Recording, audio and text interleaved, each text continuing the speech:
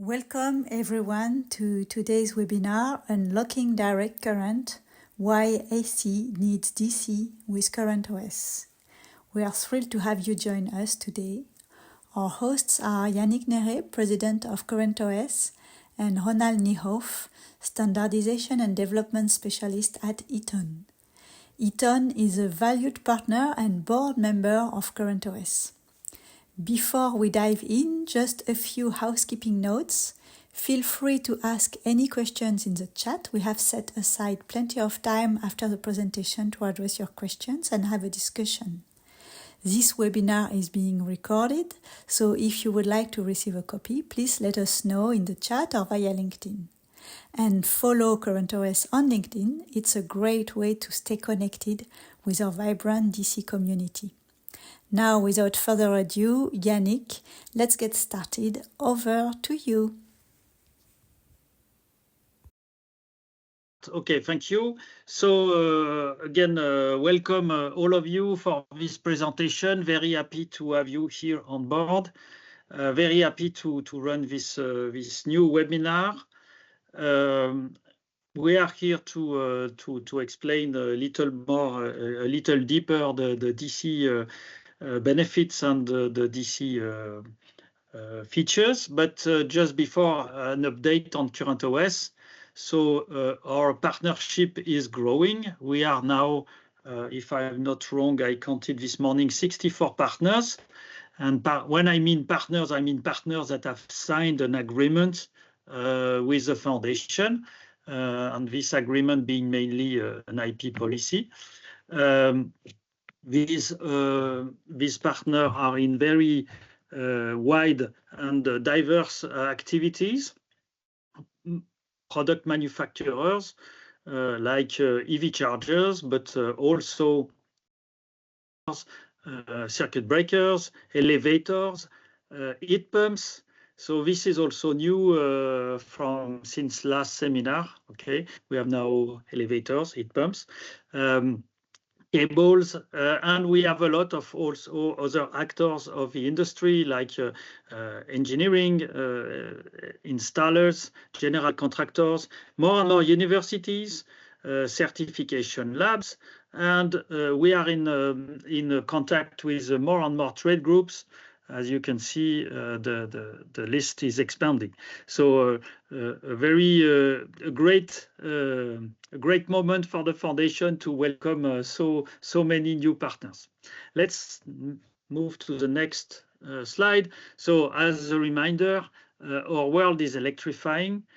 More and more electricity will be the way to power the human activities. More and more, we need to escape from fossil fuel applications to electrical application in many aspects. So our world is becoming electrified. And if we move to the next slide, we can also see that our world is electrifying in direct current. Most, if not all, the renewables are creating natively DC. Photovoltaic is creating DC. All the other renewable sources need to go through a DC backbone at least. Batteries are obviously DC. And all the applications turns also to DC. Gasoline cars are now electric cars with DC batteries. Obviously, and for a long time, all the digital world and telecom world has been in DC. Lights are now LEDs and not with a light bulb like the one in the picture, but moving to LEDs.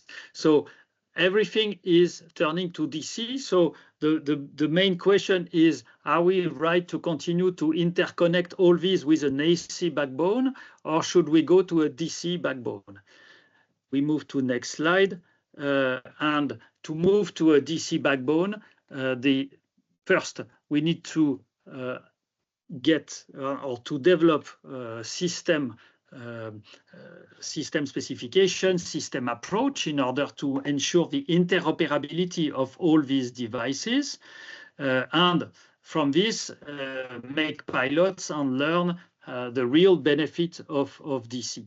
So I always say, even if we have in the back of our mind some ideas of the benefit of DC, and we will explain them later, we are still in the learning mode, because I'm sure that there are still things to be uncovered about the benefits of DC. We move to the next slide. So CurrentOS is helping to this objective. So you have seen in the previous slide that we are growing an ecosystem of manufacturers of products. We are also completing this ecosystem with a lot of other companies that are absolutely crucial for this ecosystem, namely engineering consultants, installers, testing laboratories, universities, trade groups, everything that needs to be done in order to make DC a real activity and not the embryonic activity that we see today. We want to promote the use of DC in all this building and all infrastructure, given that what we can also figure out that one of the main objectives is when we have multiple sources, not only a building connected to the public grid, but also having local electrical resources in the building. So with this focus on microgrids and ensure that we can, I would say, go to more sophisticated power flows, bidirectional power flow, and better control. Let's move to the next slide, and I will hand over to Ronald that will show one of the big benefits of the DC. Yeah, thanks a lot, Yannick. Everybody welcome, and I'm really happy to do a part of this webinar presentation about the use of DC and the benefits of DC. As Yannick already said, this is an example where we show a prosumer electrical installation with a DC bus. So the example consists of an active front end, a battery system, a PV installation, an electrical vehicle charging system, and some loads like the washing machine and the lights. It is called a DC prosumer electrical installation, which is already part of 8-8.2 in the wiring rules. So 364-8-8.2, and currently there is a new part amendment of that already AC prosumer electrical installation standard developed in IEC with a special DC working group. And so we are part of it as CurrentOS, of course.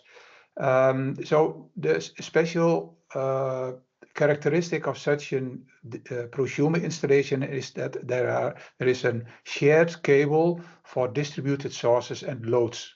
So not cabling from each source and load back to the central distribution panel, but you just can connect everywhere at the DC bus an application.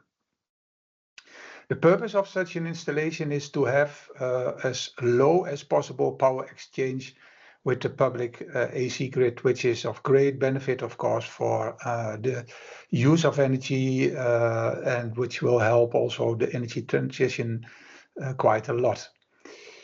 So on the right picture, you see the on the horizontal X the power, where at the right part we see the power consumers, and on the left part the power contributors.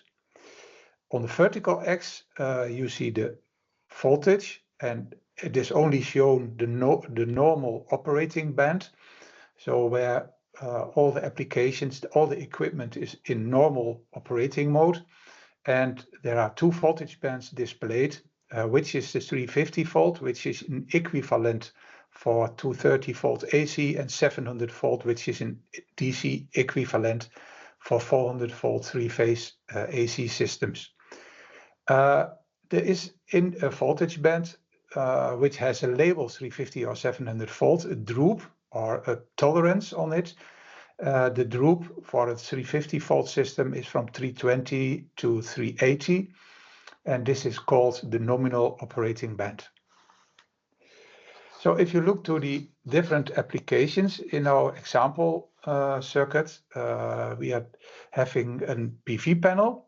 A PV panel behaves as a constant power source, almost up to the maximum normal operating band voltage. We have lights, which are full power over the full band. We have also a washing machine here as example, and the washing machine in this example has a load shedding behavior. So it will switch on above a certain voltage and it will switch off below a certain voltage with a small hysteresis to avoid instabilities in the DC bus grid. And we have an EV, so an electrical vehicle charging, and this is programmed as a consumer above a certain DC bus voltage. So it is not in this situation a vehicle to grid contributor, but it is just pre-programmed, parameterized as a user. Then we have the active front end, which can both source and also contribute and consume. The active front end is in basically the current source. When the voltage gets below the pre-programmed voltage and is feeding back power to the public AC grid when there is an oversupply of local sources. So, and in the middle, in the vertical part of this droop curve for the active front end, this part is called a deadband, and at that point there is no exchange of power with the public AC grid. In this situation, where there is no exchange, the DC bus is still in connected mode, but at that moment is not exchanging power. So it's grid connected mode. Then as last, we have the battery system. The battery system has the same behavior actually as the active front end. So it can contribute, and it can also consume. And but this is like you can see in the picture, programmed now as first. It will be used first before the active front end will take over or participate or activate. So that is in general the loads which we use for the animation. Important to understand is that all the characteristics are software defined and implemented in each of the converters of all equipment, even lights. Everything has a converter, and the characteristics of this voltage droop are pre-programmed, parameterized, what we call in the equipment. So we have the first set point in our animation. And here you can see that there is full sunshine in the system, full PV power available in the system. And on the right picture, you can see that there is a high voltage, so oversupply in the system. There is a higher voltage than nominal. With an excess of power, we can charge the battery, we can charge the car, and all the loads are fully powered, and there is even a little bit energy available to supply to the public AC grid. And we go to the next situation. And there you see there is even more energy available. We are about in the happy hour, and so there is a lot of energy left in the system. And there is at this point a new balance of power usage and contribution of all the equipment which is used in the installation. So we have full sunshine, that is an oversupply, which is more generation than usage of power of all the equipment in the system. So the battery is almost full. You can see it that it is only charging very slowly. The car is still charging, and the loads are fully powered, and there is enough energy available for feedback to the public AC grid. Then we go to the next situation where there is a cloud coming, just as example, and there is some clouds, not fully clouded, but some clouds, and there is again a new balance point of the system. But in this situation, there is undersupply, so there is more need of power than available from the sources. There's undersupply. So at this point, the battery is contributing. So the missing part from the PV is now supplied by the battery system. And so even the EV is fully powered, and all the loads are still powered. So there is nothing changing really to the load situation. Only on the source side, there have been a change. And at this point, the active front end still does not use, there is no use of energy from the public AC grid at this point from the active front end. Then we go to the next situation. There's another cloud coming up, and we see that there is totally no PV power available anymore. And then again, we are in a new undersupplied balanced operating point, which is reflected in the voltage of the system. We have at this point only supply from the battery, so it's a kind of autonomous supply still in your DC bus, and the washing machine and the lights are still fully powered, but the EV charging is already minimized. Then we go to the next point. And you see that now the battery is empty. We have full clouds, so there is no contribution from PV. And now there is only the possibility left that the active front end is supplying from the AC public grid. And all the equipment switch to a kind of minimum power use mode, which is pre-programmed. So for example, in this example, the washing machine is switched off or has a time delay or partly switched off. But anyway, consumers can choose which loads are important. And for example, lights are always the highest priority, and lights are always fully powered, of course. But for example, the EV charging is minimized or delayed or whatever. Then we go to slide 7, which is back to the initial situation. We have again a new power balance in the DC system, DC prosumer electrical installation part, and there is automatic control of self-consumption of loads. If we go to the next point 8, then you can see on the left there will be some big loads added to the system, which are in this example heat pumps. The system finds a new balance. There is no control system, no central controller needed to control the power. There is an autonomous power control by the momentary operating voltage at all the equipment. So all the equipment is measuring the voltage and operating like it is pre-programmed in the droop curves.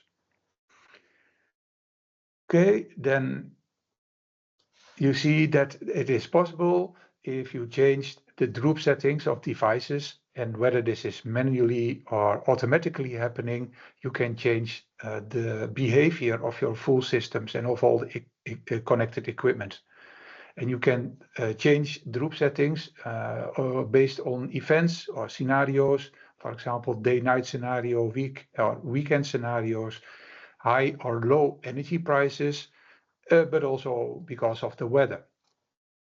So this is mainly the operating of a DC system with the purpose, as already explained in the very early beginning, to have as low as possible energy exchange with the public distribution grids. So the energy is locally generated, locally stored, and locally used as much as possible, which brings a great benefit to the public grid as well.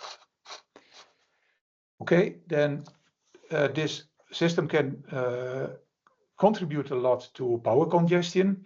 This is a website picture from the website of Netbeheer Nederland, which is the grid management Nederland company. And in the Netherlands, we have only 8 subgrid management companies. In some countries, I think we have hundreds, but in the Netherlands, we have only 8 subgrid management companies. But this is a picture from the Netherlands as a total. On the website, which is on the bottom, the link is on the bottom, there is a picture which shows electricity transport capacity for both power use and power feedback to the public grid. But in this slide, we have only the power use, but the power supply back is not so much different from this, since it's using the same architecture, same infrastructure. As you can see in the pictures in the middle, the situation got really worse rapidly in the last few years. The first picture is from 2019, where there is almost nothing, almost nowhere in the Netherlands a problem already with the transport capacity. But because of the use of EV cars, but also because of the change from gas winning to electricity, this situation changed a lot. As you might know, in the Netherlands, we had a lot of gas heating in the Netherlands, but this changed the last few years very rapidly to heat pumps because of the high energy prices of gas, which was also partly caused by the earthquakes in the Netherlands, and our political system tried to ban the gas. I have also some few examples of this. I'm living in Oldenzaal, which is a straight line from Amsterdam to the eastern. Please, can you go one slide back? I have one example of where even in the area which is under investigation with the queue where I'm living in, so in the eastern part, straight line from Amsterdam to the German border, next to the border 10 kilometers, and there we have already big problems. So, for example, a relative of mine has built a new logistics hall in Almelo, which is also quite near to where I live.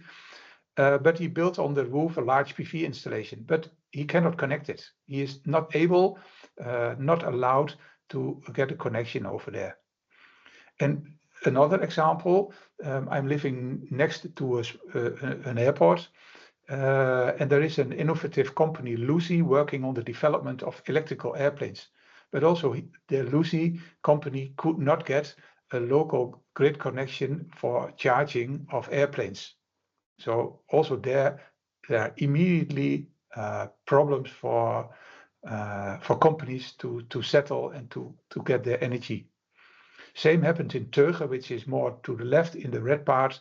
There was also there a company who needed charges for electrical airplanes, could not get any connection, but they managed to get a PV installation, a huge PV installation with a big battery system, and that they could solve the issue, but not without a huge investment. And yeah, you can see it in the newspaper every day in the Netherlands. Power congestion is really a big problem in the Netherlands, as you can believe from the previous picture, but it's also really going on here. On the NOS site, which is the national news organization in the Netherlands, there was in July, there was a message, article that 6,000 companies in the Netherlands are waiting for a new or bigger grid connection, and that 8,000 companies in the Netherlands are waiting to be able to feed back to the public grid, so waiting on a facility connection for their application. And then we go to the next slide, but I hand over to Yannick.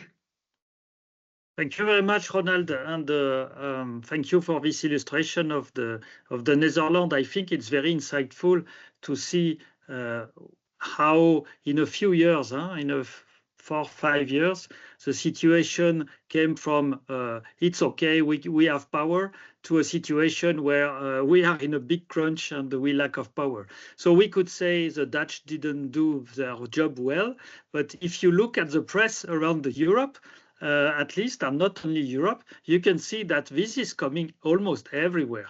You have example in Japan, in Australia, in Germany, in France, in the UK.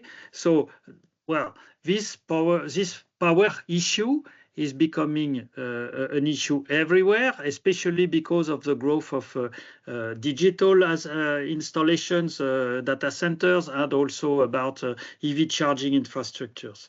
So, going fast and going everywhere. Rafael, you can move forward. So the good thing is with CurrentOS, we have a couple of pilot sites that are installed in many areas, and N470 Road is not in Utrecht, it's in Delft, where in fact we have experimented and demonstrated the drop control principle that Ronald explained before. So where you have this, I would say, voltage being a consequence of all the current contributors and the current consumers, and each device watch or measure the voltage and know what to do from its built-in curve or software program curve.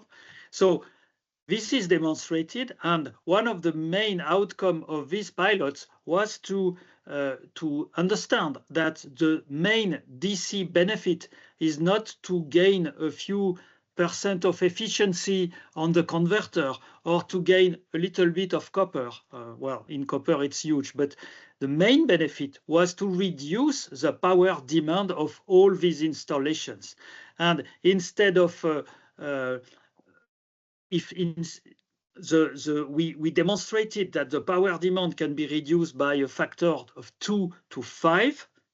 So it means that with one given delivery substation, you can connect 2 buildings instead of 1, up to 5 buildings instead of 1. So this is where DC can help to solve the AC public grid congestion issues, because the AC grid is something that is really important for all human beings. We cannot live with electricity anymore. We need electricity for our schools, for our clean water, for our hospitals, etc.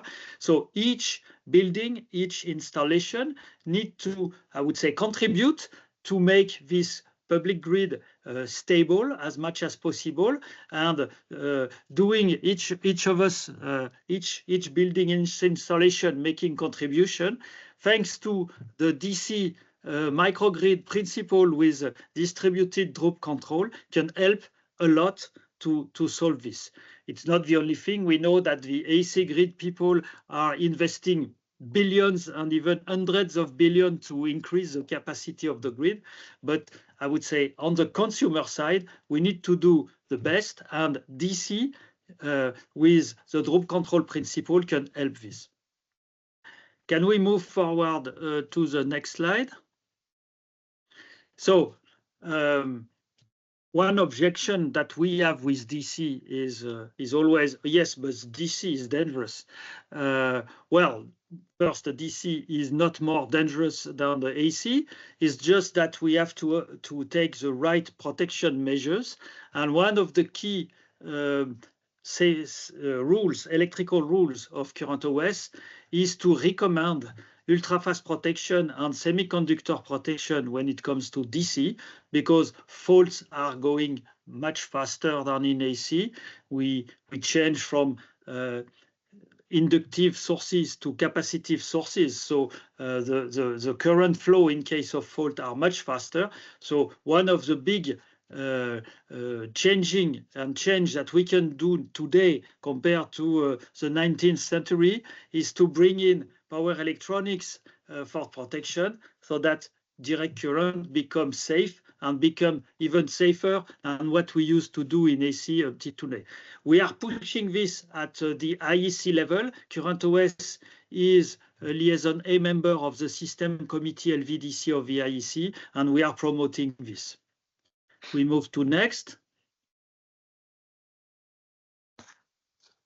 Next slide.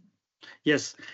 So I was mentioning earlier that we in Current OS are building an ecosystem of manufacturers, and we have also engineering consultant and installers. So to bridge the gap between the manufacturer and the ecosystem who make projects, we are at the moment putting in place a new certification scheme. So we will be able to have a third-party assessment of the product to ensure about the interoperability. So the manufacturer can submit their product and get this third-party assessment, and then the engineering consultant and the installers can benefit of this, I would say, granted interoperability. This will help to make the project faster and more efficient.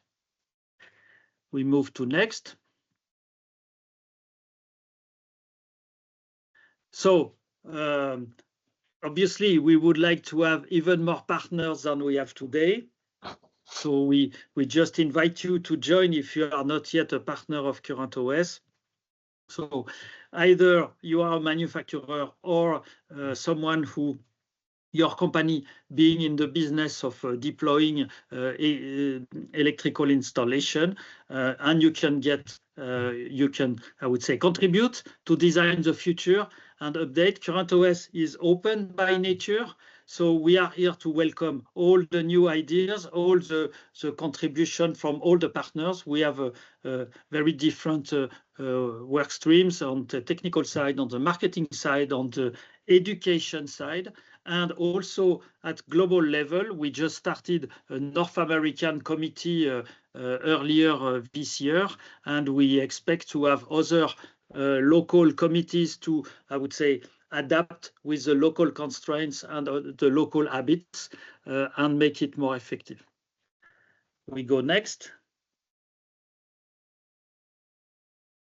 So, well, maybe we can be very fast here, but manufacturer can go for a bronze, silver, or gold partnership, and non-manufacturer, specifiers, developer, electrical lab, university go for Ruby.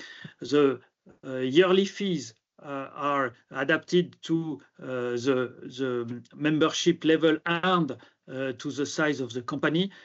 What is absolutely common for all is the partner agreement that secure the electrical rule use for all of the companies. So our partner agreement is not a way to close the foundation. On the contrary, it's a way to secure the use of the IP, the use of the technology, the use of the rules to all the partners. We move forward. And I think we are at the Q&A time.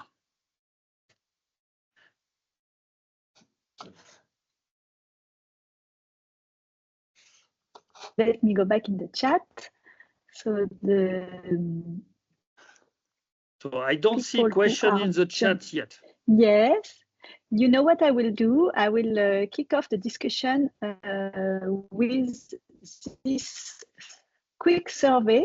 So everyone here, if you would like, take out your phones and scan this QR code. It will take you to a survey to tell us about your energy challenges.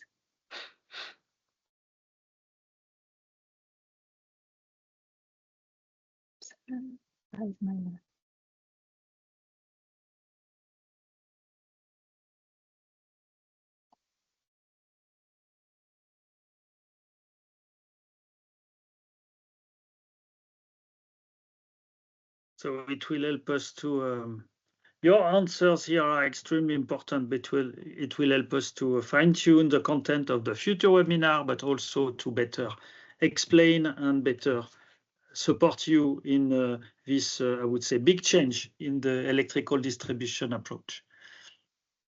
Before we look at the answers, I have a first question just for you, Ronald. Do you think that with the increase of the load and source complexity, there would be a need in the future for a more massive supervised control alongside the group, or a separate one? Sorry, the last sentence. Sorry, in the chat we have a first question. Do you think that with increase in the load and source complexity, there would be a need in the future for a more supervised control alongside the group, or a separate one? I'm not 100% sure whether I understand the question. More supervised control could be that there is a grid owner or responsible person who is doing the group parameterizing of the equipment. I'm not 100% sure whether that is the question, but yeah, I think. Rito, Raj, do you want to ask your question directly? Yeah, please. Yeah, thanks, Raphael. Thanks, Ronald, for this wonderful presentation. Also, thanks, Yannick. My question is more related to the increasing complexity, because we know that the loads and the sources with the innovation in the converter design or in every other possible way, when we are seeing from the DC perspective, is evolving, and the system can be more and more complex, and we may have use cases which are including massive deployments of loads and sources.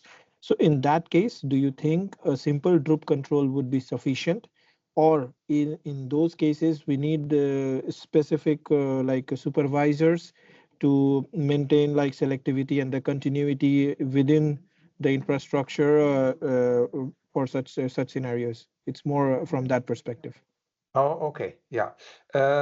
In general, there is some experience with group control and also stability in grid, but it is not yet an experience which is with many different applications and many different situations. So at this moment, all the installations which were built were upfront already known where the complexity was. So and that there it was quite easy to adopt the group control curves, but I can imagine that in complexer situations in the future where there is also already an existing part of an DC bus application and where there is additional need, that it is more complex. I can imagine that, yeah.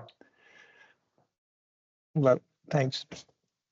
Yeah, if I can just say it, I would say from another angle, we said that the groups are software defined.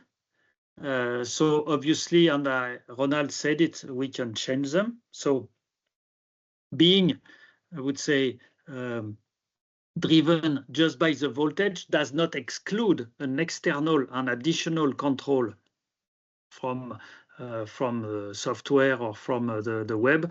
It's just that we ensure the availability of power by electrical means, and additional optimization can always be added, but the core and the basic do not need control, do not need communication infrastructure.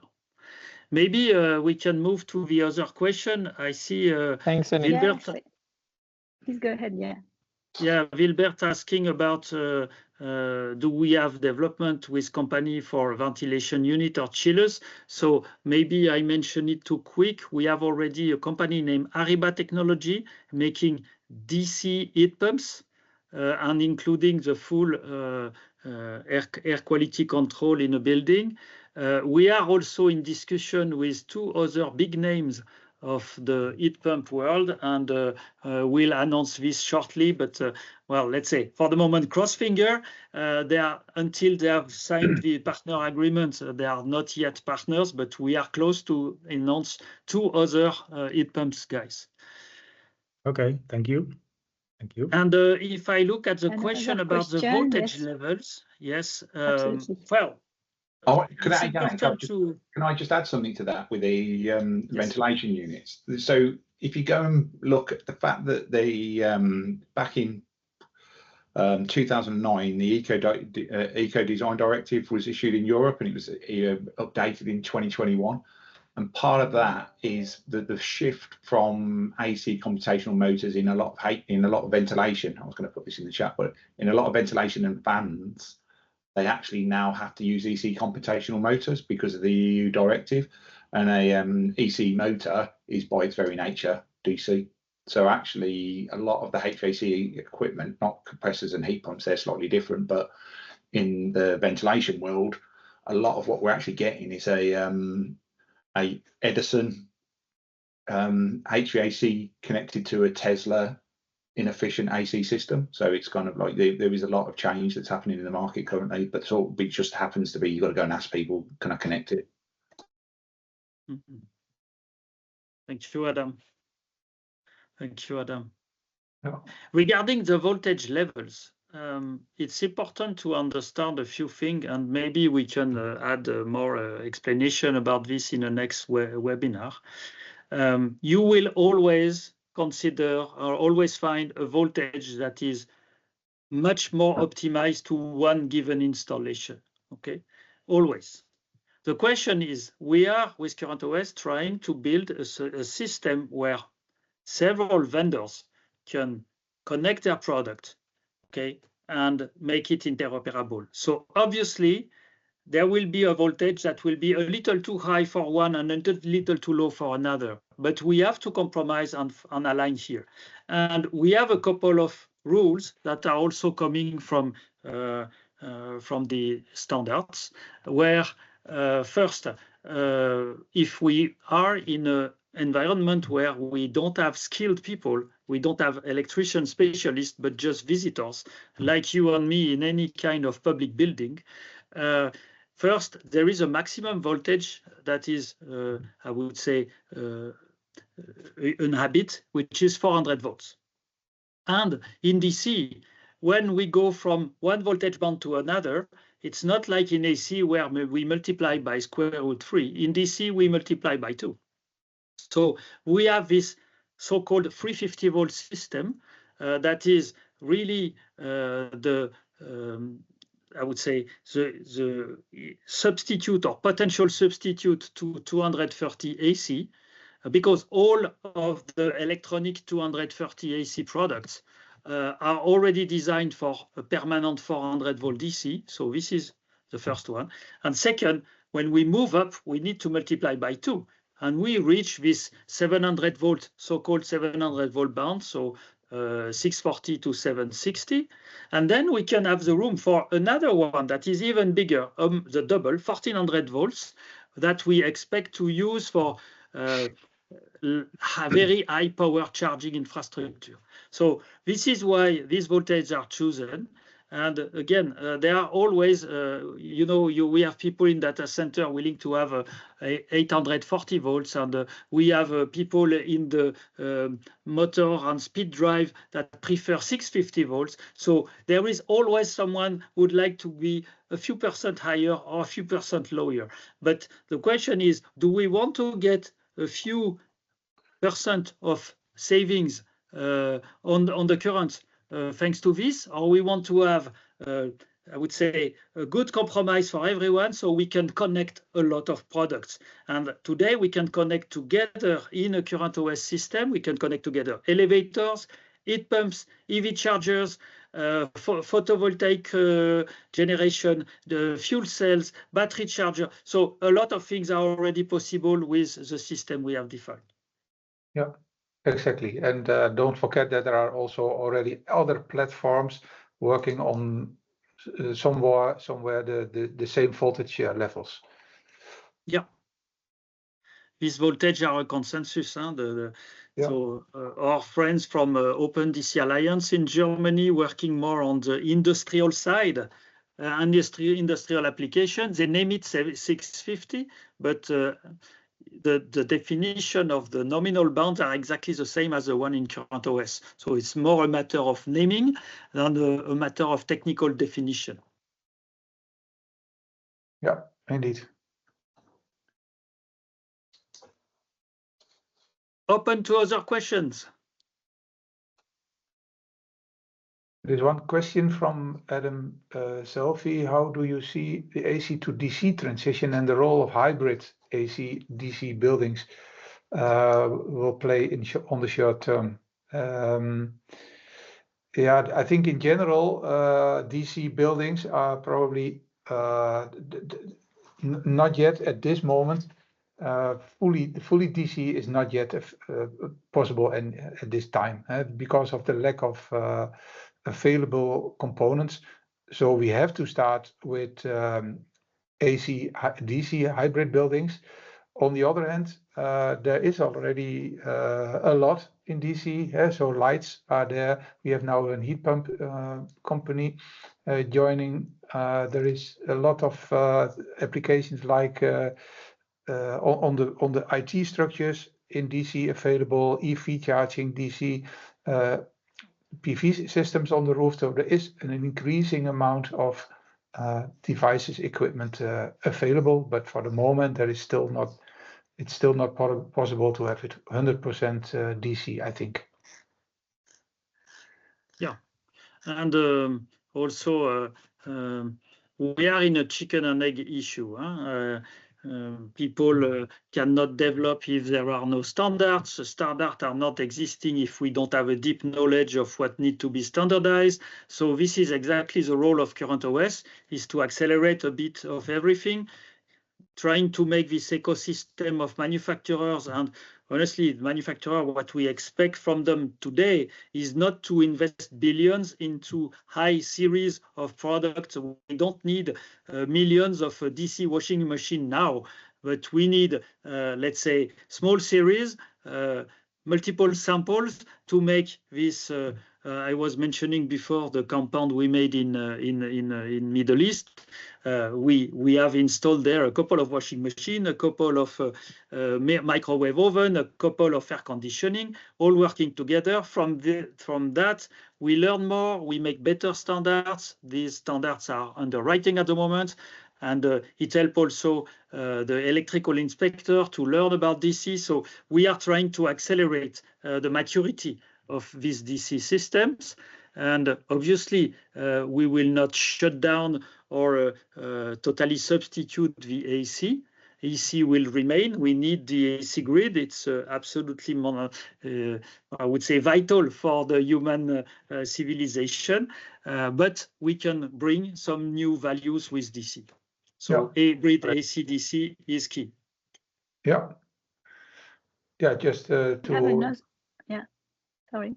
Yeah, one sentence to add on that, Yannick, fully right. If I'm looking to the activity in IEC on DC projects, that has increased factors of the last 10 years. When I was starting in 2014 in the first DC committee in the Netherlands, we had only a few contributors, but now almost more DC standardization committees and people working on DC standards are in IEC compared to AC standardization. So I've much more DC standardization committees than AC at this moment. Yeah, absolutely. Yeah. Thank you, Ronald. And to your question, Umer, so first, if I can comment your question, sorry for that. I don't think that there is a DC, a protection challenge for DC. Most of the big manufacturers have already products that can help with this DC protection. So now the question is, why is DC not so much adopted? I would say in general, it's mainly a problem of education. The design firms are not very comfortable, so probably they will charge a little bit more for the studies. Then the installers are not very comfortable. They don't know a lot. They have not practiced a lot, so probably they may charge also a little more. And then you have the electrical inspectors that we have to train, and the product that are in use obviously are manufactured in small series. So altogether, I would say the entire electrical cluster or electrical industry is not fully comfortable, but more and more, thanks to the pilots, thanks to, I guess, our efforts as well, this will be solved in the future.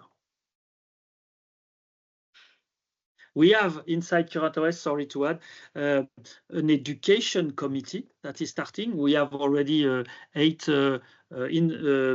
universities on board from very different countries. We have several European countries, universities from several European countries represented. We have one university from China. We expect to have one very soon from North America.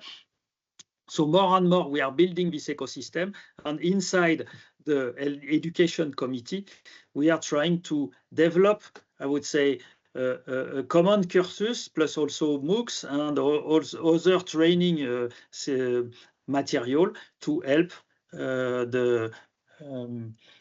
to grow the knowledge around the DC. Because today, the people who are convinced of the DC are mainly power electronics guy, and the lack of knowledge on the electrical distribution, selectivity, grounding, and all these aspects. And on the other side, the electrical engineers are more trained to AC. So we need to bridge the gap between these two worlds, and this is the role of our education committee. A few insights from our survey. So I didn't have much answers on the first question, what is your priority? Maybe because there were not the choice to have more than one priority, but on the upcoming webinar interest, maybe we can answer quickly to some of the questions. How to join CurrentOS? What are the CurrentOS working groups? If you want to go on this.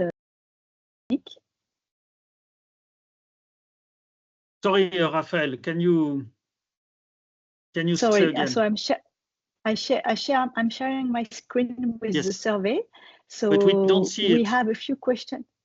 You don't see it. Why it's full back. Yeah. Very strange. So I will try again. So the questions I see in the survey are how to join CurrentOS and what are the CurrentOS working groups? Okay.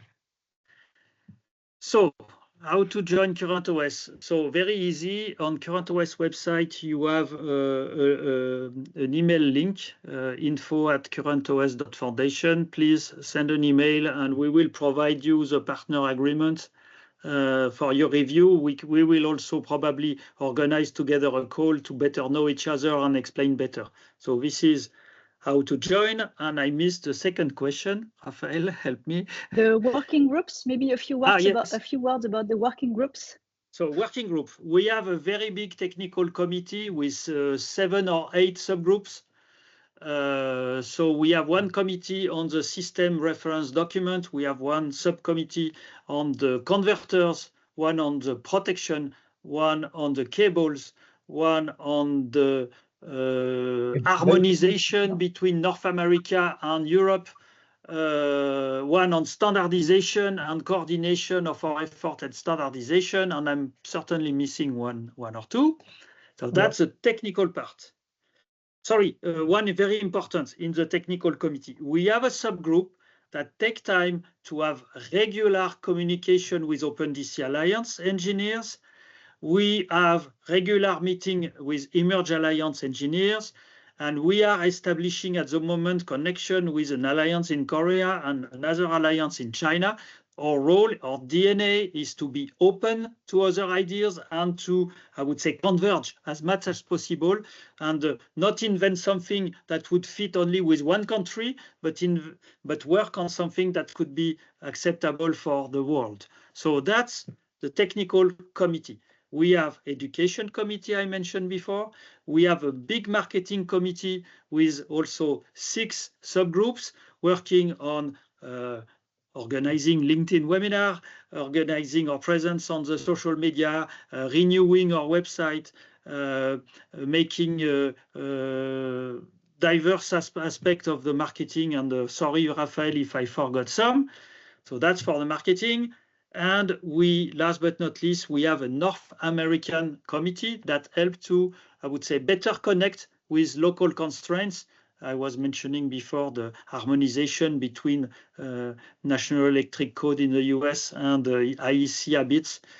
some speak about earthing, others speak about grounding. So all this we need to align, and I just took a small stupid example. So North American committee is helping us to connect with local players, connect with local fairs, connect with local habits. And I would say these are the ones that are active at the moment, so it's already a lot, but we are open to have more.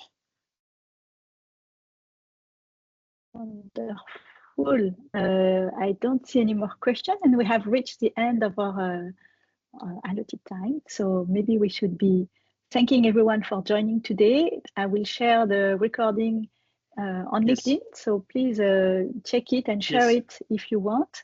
And hope to be in contact soon. If you have seen any interest, any question, I've put our email in the chat. You can contact us at currentos.foundation. And you can, of course, contact us on LinkedIn, where you found us. And Raphael, sorry, I've seen that we have not answered the last question from Wilbert. Yes, sorry. We have a subgroup working on installation rules to advise installers and engineers. So yes, we have. This is the one I was missing. Okay, wonderful. Nice. Thank you very much to all for your attendance. Thanks for your time. Yeah, thanks for your time.